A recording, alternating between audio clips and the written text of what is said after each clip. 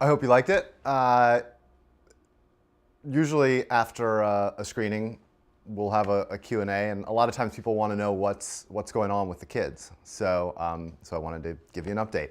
I stay in touch with all of them pretty regularly, and it's been a few years, obviously, since the movie was made. Josh is now 17. He's graduating from high school. In the last few years, he's been doing all of those Josh things. He's, the president of the student body, and he's the captain of the wrestling team, and he's also continued racing. So he's been racing a car in an ASA series, and had a really good year.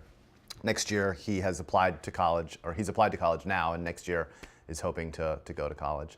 Annabeth is an 11th grader, so she still has another year of high school, but she's been racing a full-size race car as well at the Hickory Motor Speedway.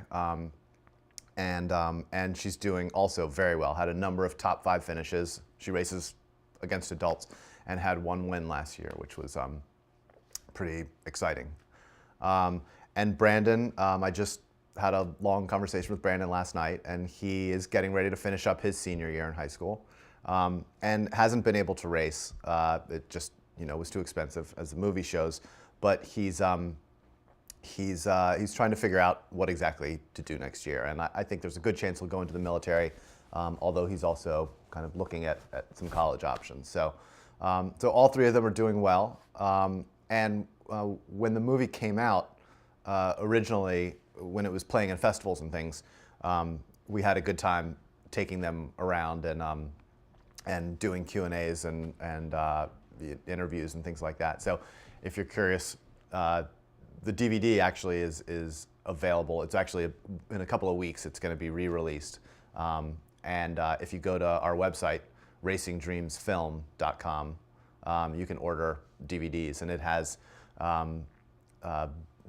a couple of scenes that were cut from the movie. It's got interviews with the kids as adults, as reflecting on their experience of making the film and being involved in promoting it. It's just a fun watch. And also, the film is going to be on PBS on February 23rd, a national broadcast on their series POV.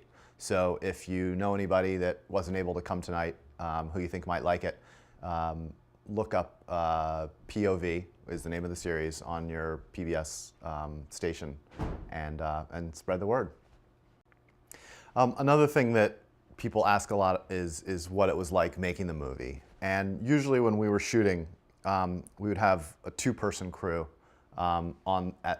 shooting at people's houses. So usually that was a cameraman. Peter Gordon, who's filming this right now, is actually one of those cameramen. And I would do sound, or sometimes I would shoot and we'd have somebody else doing sound. And at the races where all 3 kids came together, we would have 3 different camera people and 3 different sound people. So each of the kids could have somebody with them at all time. And it was important to me at that point to kind of keep our footprint very small. We shot it with a pretty small camera.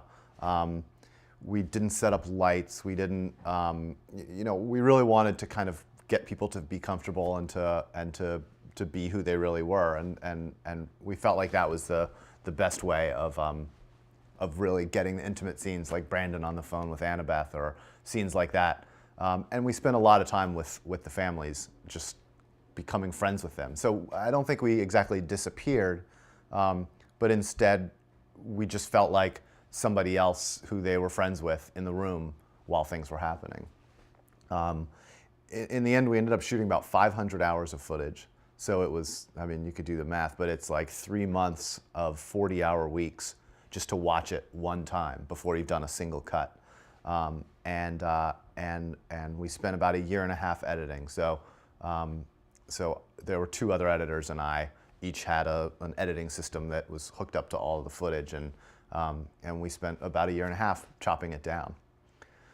So anyway, I just wanted to say thanks again for coming, and thanks so much to the Old Town Cinema and to Jill Clayton for putting this on, and thank you all for coming out, and hope you'll continue to support the theater and independent film.